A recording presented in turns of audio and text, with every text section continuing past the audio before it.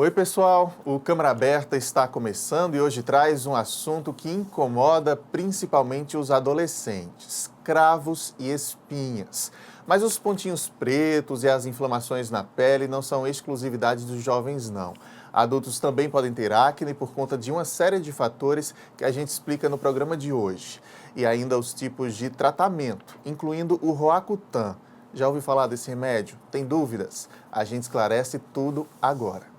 Nossa convidada é a dermatologista Carla Marcicano. O Câmara Aberta está no ar.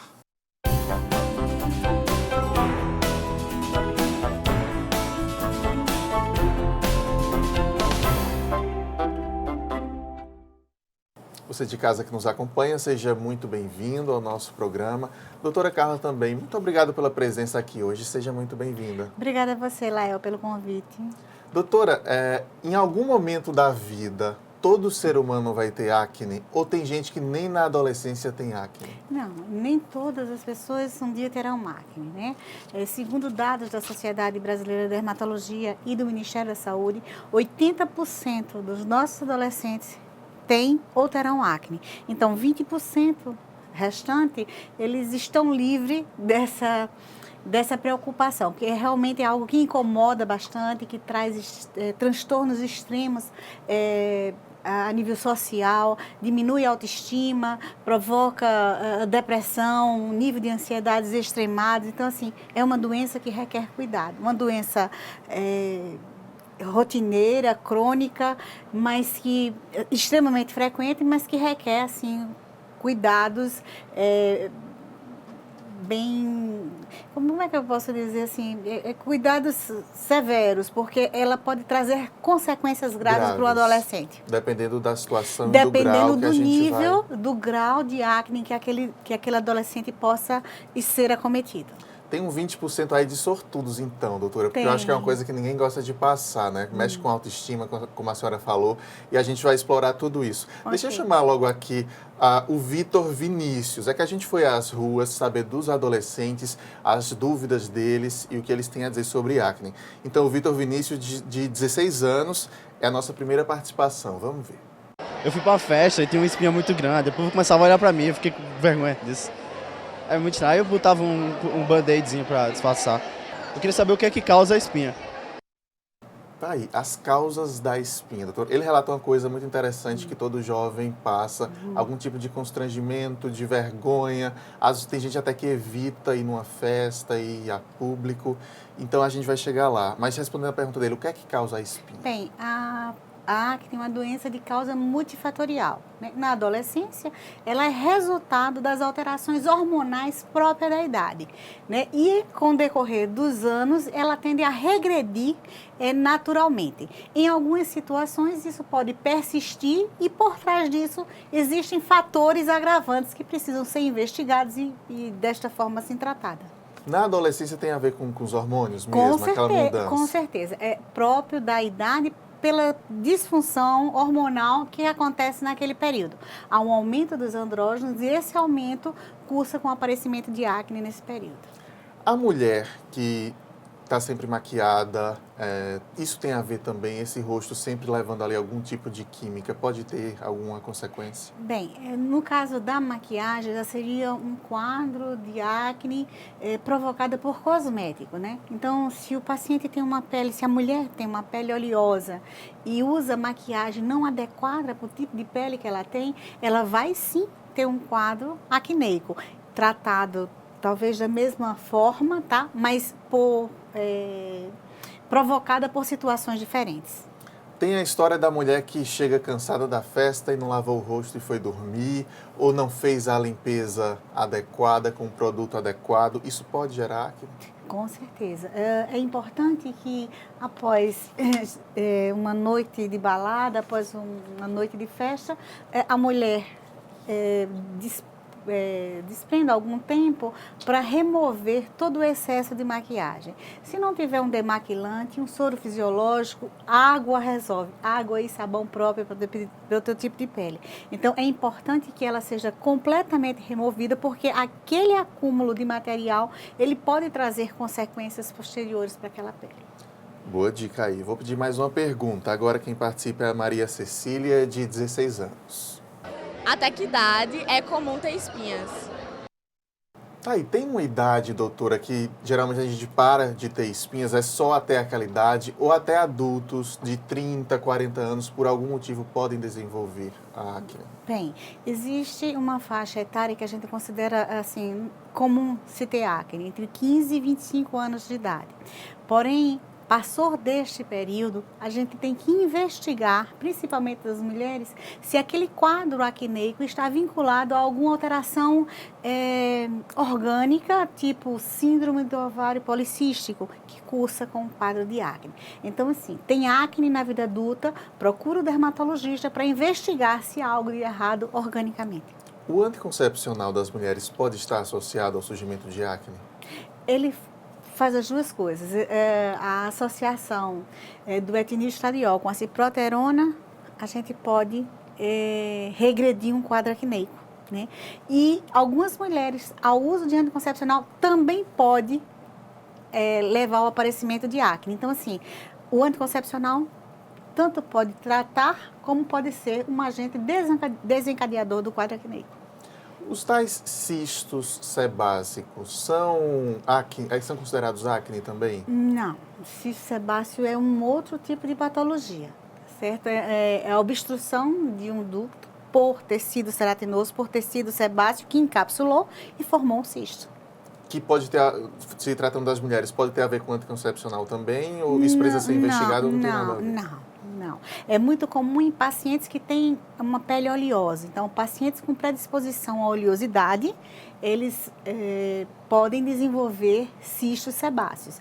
E esses cistos sebáceos eles vão estar localizados nas áreas em que há uma maior concentração de glândula sebácea. É no dorso, na região external, em couro cabeludo. Então, assim, a fisiopatogenia é outra, né? E o tratamento é cirúrgico. Essa oleosidade que a senhora fala, doutora, eu já ouvi falar que a gente deve, quem tem a pele muito oleosa, deve evitar ficar retirando toda hora, limpando toda hora, porque a pele entenderia como produzir mais ali. É isso que acontece? É, com certeza. Então, o paciente portador de acne, ele precisa lavar a pele de manhã e à noite. E, assim, no máximo, mais uma vez no horário do almoço. Se você lava excessivamente, você vai agredir a pele e a pele vai entender de forma diferente e produzir mais sebo e engordurar cada vez mais essa pele. Então, assim, lavar excessivamente faz mal, prejudica a saúde da pele. Boa dica aí também. Doutora, tem uma série de produtos no mercado que vendem sem a necessidade de uma prescrição de um profissional, né? A gente vê propaganda na TV, tem o ator jovem fazendo ali, dizendo que serve, dizendo que funcionou. E muita gente vai na farmácia em busca desses produtos. Corre-se algum risco de ficar usando coisas que um profissional, alguém que tenha estudado, a pessoa não buscou esse profissional? Doença tem que ser tratada por médico, né? Então, assim, é um pecado, né, se utilizar de um veículo de comunicação como a televisão e fazer propaganda de algumas medicações para a população jovem e que vai usar assim, de maneira desordenada, descontrolada, sem uma boa orientação. E isso muitas vezes pode trazer prejuízo, porque algumas vezes as medicações utilizadas para tratamento de acne, ela funciona como irritante. E se não utilizada adequadamente, com orientação rigorosa, pode sensibilizar a pele e, além de não tratar o quadro acneico, ainda faz um quadro de sensibilização. Então, se tem acne, procura o profissional capacitado a tratar, o dermatologista. Muito boa. Doutora Carla, há níveis também de acne, não é isso? Como é que se divide esses níveis? Bem, como eu tinha falado inicialmente, o quadro de acne, a acne ela pode ser inflamatória e não inflamatória. O quadro de acne não inflamatório, ele se caracteriza apenas com a presença de pápulas, tá? É aquela acne papulosa. A acne inflamatória, ela apresenta pápula e pústula, grau 1, grau 2, grau 3, grau 4. E à medida em que esse grau vai evoluindo do 1 para 2, do 2 para 3, vai aumentando o número de lesões que aquela pele vai apresentar. Então, um quadro de acne mais grave, um quadro de acne grau 4, ele tem pápula, ele tem pústula, ele tem nódulo, ele tem cisto. Então, assim, é um quadro mais intenso e nessa situação é quando normalmente a gente lança mão de algumas substâncias mais agressivas e algumas substâncias mais invasivas, mais fortes, vamos dizer assim, como a isotretinoína de uso oral. Que é o tal Roacutan, popularmente chamado como Roacutan, que na verdade era o nome de uma marca, é isso? Exato. A isotretinoína, primeira lançada no mercado, tem esse nome, né, Roacutan. Hoje o mercado dispõe de outros concorrentes, porque o laboratório perdeu a patente e outros concorrentes tão bons quanto estão no mercado disputando esse receituário. E a medicação é extremamente potente, extremamente efetiva, mas requer assim uma boa orientação e a prescrição por um profissional habilitado, um profissional que esteja habituado a prescrever, um profissional que já conheça a droga para que ele não tenha problemas futuros. Vamos falar um pouquinho do Roacutan, então, da isotretinoína, é esse o nome? Acertei? Isotretinoína. Por exemplo, doutora, é preciso fazer um acompanhamento com exames de sangue, é isso? Para saber se o paciente está saudável. Exato. A isotretinoína, ela é metabolizada no fígado. Então, ela, além de agredir o fígado, ela também aumenta os lípidos, colesterol, triglicerídeo, a função renal. Então, assim, o paciente que tem um quadro de acne grau 4, que precisa fazer uso de isotretinoína, ele precisa passar por uma bateria de exames. Avaliar a função renal, avaliar a função hepática, colesterol, triglicerídeo, fatores de coagulação é de extrema importância. Nas mulheres, um beta-HCG é fundamental porque mulheres em idade fértil, né, e com vida sexual ativa, ela precisa ter cuidado redobrado, porque a isotretinoína é uma droga teratogênica, então assim, precisa de um cuidado especial. Pode prejudicar o feto se ela engravidar? Com certeza. Deformidades graves, severas irão acontecer desde que uma jovem em uso de isotretinoína engravide. E após esse tratamento, ela precisa ficar um período sem engravidar também? Precisa sim. São 6 meses determinado através da bula. Você terminou, suspendeu o tratamento, 6 meses após já é liberado para gravidez. Deixa eu fazer um intervalo rapidinho, doutora. A gente volta ainda esclarecendo algumas coisas sobre o Roacutan, sobre outros tratamentos, entendendo mais sobre acne. Até já.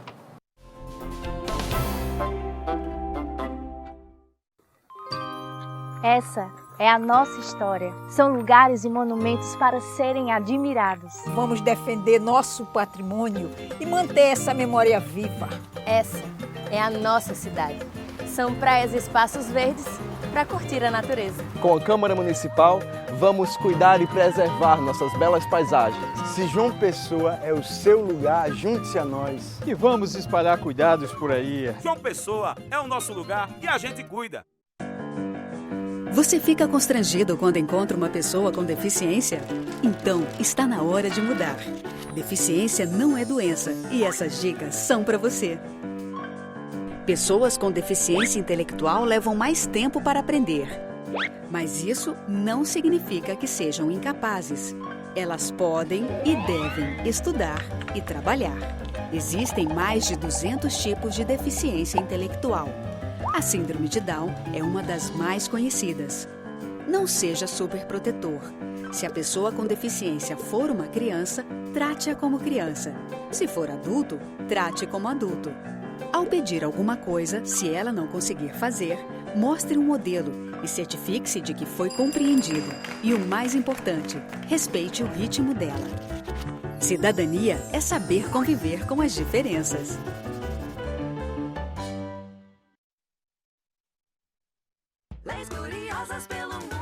Você sabia que numa cidade do Canadá é proibido capturar peixe com as mãos? Tem também uma cidade na Inglaterra que não permite beijos nas estações de trem. Ah, e em Haifa, lá em Israel, você não pode levar de jeito nenhum um urso para a praia. Existem leis que você não conhece, mas as de João Pessoa você pode conhecer. Acesse o site da Câmara Municipal e veja todas as leis municipais e os projetos que estão em tramitação na Câmara. Transparência é cidadania e a gente leva isso a sério. Câmara Aberta está de volta hoje falando sobre acne. Aqui no estúdio, a dermatologista Carla Marcicano vem nos explicando o assunto. Doutora Carla, no intervalo a gente continuou conversando sobre o Roacutan. Muita gente tem hoje o Roacutan como uma grande solução. E a senhora me dizia que o paciente já chega no consultório dizendo eu quero usar Roacutan, porque vai resolver e ponto final. Não é bem assim que deve ser, né, doutora? É verdade. Muitas vezes o adolescente com acne, até mesmo um acne grau 1, grau 2, um quadro de acne suave, já chega, doutora, eu vim em busca do Roacutan. E não é por aí. Né? Roacutan, ele tem indicação precisa, não é uma medicação qualquer, requer todo um cuidado de exames pré-início e posteriormente, a cada mês, se faz necessário repetir esses exames e no dia a dia. O paciente não pode se expor ao sol, porque a droga é fotossensibilizante, não pode fazer uso de álcool porque agride o fígado, dosar as taxas de colesterol e triglicerídeo, então tem que ter o cuidado com o hábito alimentar, diminuir o consumo de gordura, de carboidrato, então assim, são situações complexas que normalmente o adolescente na sua rebeldia não quer seguir, então precisa-se ter cuidado ao prescrever a medicação, porque não é qualquer jovem que pode tomar. E, por outro lado, o mercado dispõe de medicações extremamente eficientes, né? Eu digo que para a acne nós dispomos de um arsenal terapêutico.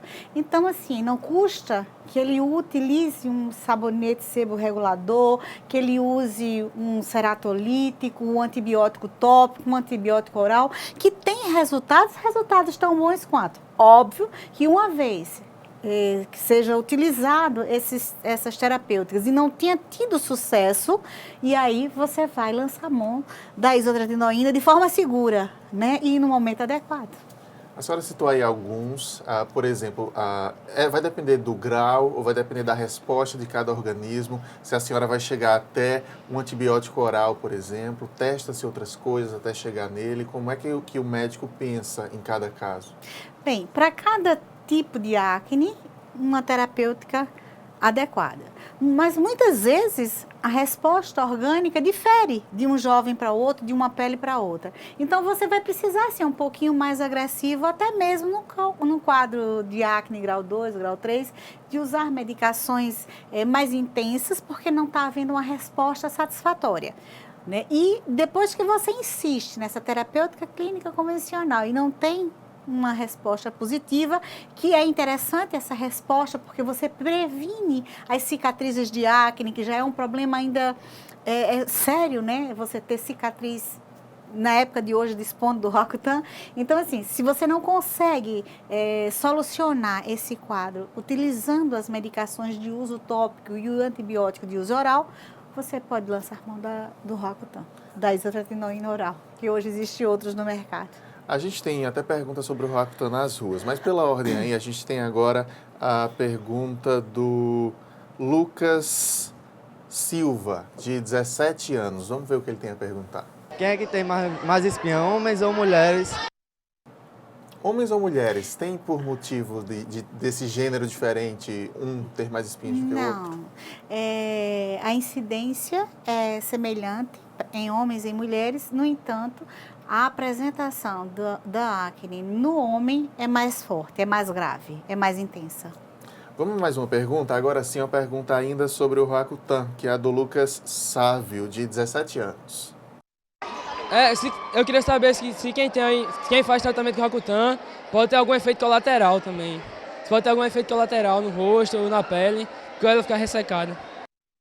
A senhora falava já um pouquinho sobre essa droga e é uma dúvida que muita gente tem, né? Ao longo do tratamento, que tipos de efeitos colaterais podem acontecer, doutora? Bem, os efeitos colaterais mais frequentes ao uso da isotretinoína é o ressecamento. Ressecamento dos lábios, ressecamento da mucosa nasal, ressecamento dos olhos, da pele como um todo.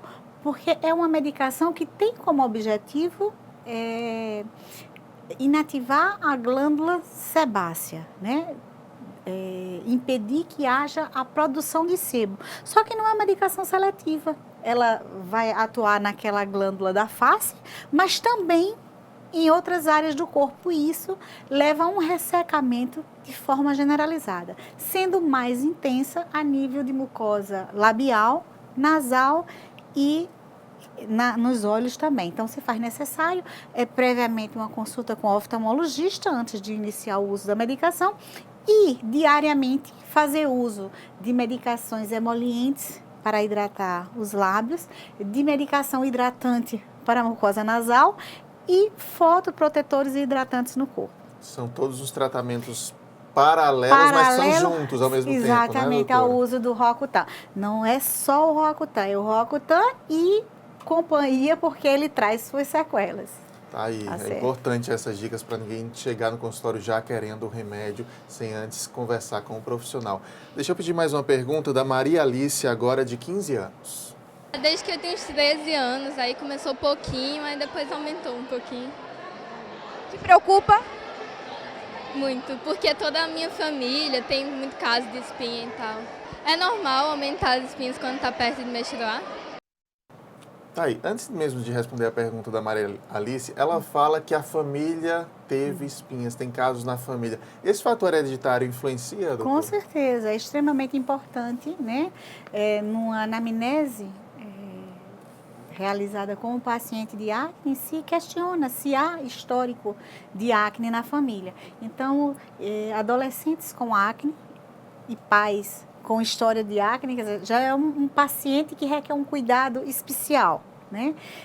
E o período menstrual, sim, por conta das alterações hormonais próprias daquele ciclo, ele pode, sim, exacerbar o quadro acneico.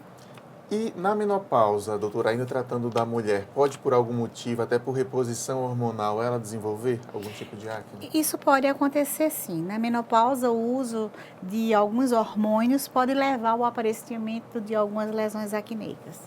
Há cuidados básicos que a gente, por exemplo, no noticiário a gente cansa de ver que devemos ser expostos na rua sempre com protetor solar, devemos fazer uma limpeza correta da nossa pele. Não sei se as pessoas seguem exatamente essas recomendações que a gente cansa de ver em campanhas da Sociedade Brasileira de Dermatologia, no jornal, na TV. Tem uns cuidados básicos que também influenciam o não surgimento da acne? Isso é importante, né? O uso do produto adequado para o teu tipo de pele. Se você tem uma pele oleosa, você tem que lançar mão de produtos oil control, porque o uso de produtos oleosos irá engordurar ainda mais sua pele e terá uma ação comedogênica. Irá aparecer um quadro de acne por cosmético, né? Então, se o paciente, todas as pessoas hoje precisam, assim como escovam os dentes, precisam usar protetor solar. Então, acordou, põe o protetor solar. Mas aquele protetor solar tem que ser adequado ao tipo de pele e ao fototipo. Porque se é um paciente de pele muito clara, precisa de um fator de proteção solar um pouco mais alto. Se é um paciente moreno, um pouco mais baixo. Mas todas as pessoas precisam usar filtro solar. Essa pele precisa ser higienizada. Todas as pessoas precisam lavar a pele de manhã, precisam lavar a pele à noite com sabonetes próprios para o seu tipo de pele.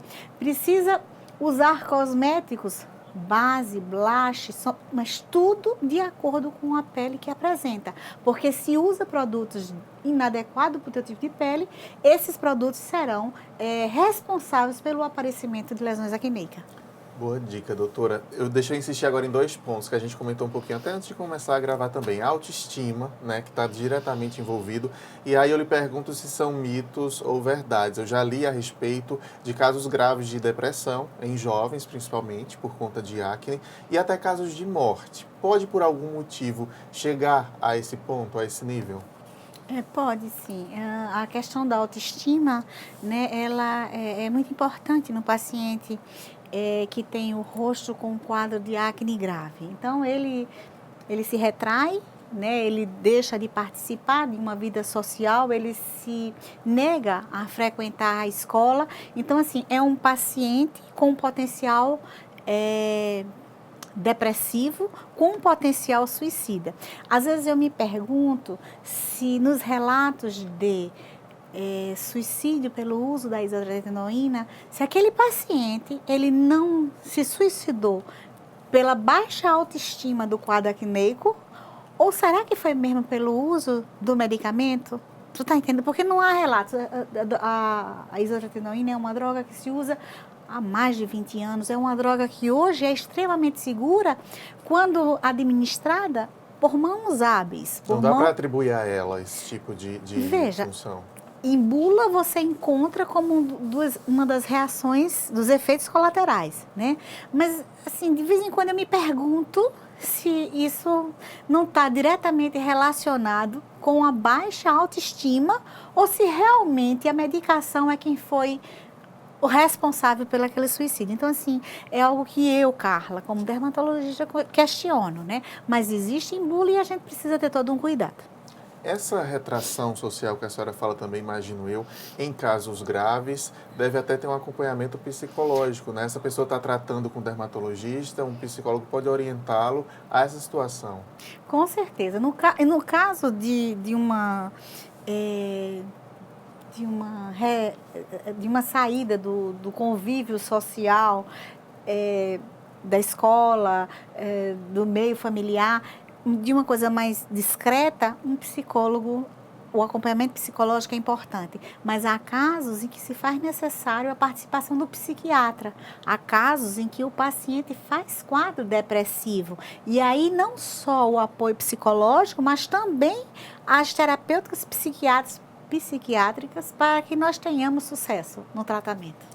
Doutora Carla, a gente está quase precisando encerrar. Eu queria que a senhora reforçasse para o telespectador que está com algum problema de acne, que tenta essas medicações caseiras, todo tipo de máscara que vê na internet, que viu no programa de TV, ou que se automedica sozinho. Qual a atitude correta dessa pessoa ter? Queria que a senhora reforçasse isso. Pois não. Acne é uma doença inflamatória, crônica, né, de evolução crônica, que requer tratamento. E o mercado dispõe de profissionais especializados a tratar de forma adequada, sem expor a qualquer risco. Então, não lance mão de produtos divulgados em rádio, jornal, televisão, porque muitas vezes esses produtos poderão trazer sequelas graves para a tua pele, né? Procura, antes de usar qualquer coisa, se te incomoda o quadro acneico, desde as formas mais sutis, as formas mais graves, o mercado está com inúmeros dermatologistas à tua disposição para resolver esse teu problema. No site da Sociedade Brasileira de Dermatologia tem o nome, né, dos dermatologistas que fazem parte, que estão devidamente cadastrados lá. E eu fico imaginando aqui que deve ter gente que chega lá no dermatologista, doutora, para tratar um erro que ela cometeu em casa, testando essas coisas loucas que aparecem na internet, né? Com certeza. Existem uns produtos que são divulgados na televisão e que trata tudo, né? Trata calo, trata acne, trata tudo. E o paciente trata queloide, e o paciente chega com a pele sensibilizada, queimada, com a dermatite de contato, por conta da medicação inadequada que foi usada. Então, às vezes, até complica. O que seria uma conduta mais simples, acaba necessitando de algo mais intenso, porque foi complicado pelo uso inadequado de determinados medicamentos. Ou mesmo substâncias caseiras. É muito comum, eu estou com espinha, vou passar creme dental.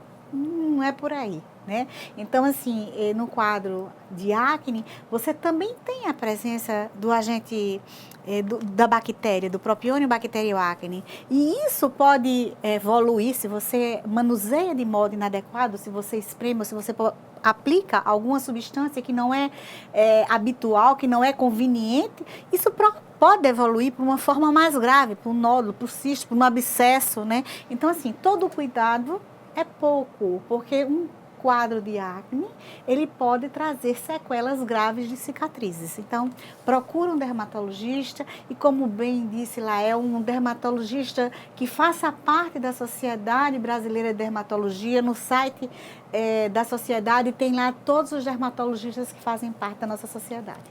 Tá ótimo, doutora. Muito obrigado pela presença aqui hoje, por ter vindo nos passar essas dicas, compartilhar conhecimento conosco e seja sempre muito bem-vinda aqui. Muito obrigada, Léo. É um prazer poder estar aqui. Obrigado mesmo. Essa edição do Câmara Aberta termina agora, mas a gente te espera no nosso canal no YouTube e na nossa fanpage, TV Câmara JP. Muito obrigado pela companhia e até a próxima. Tchau.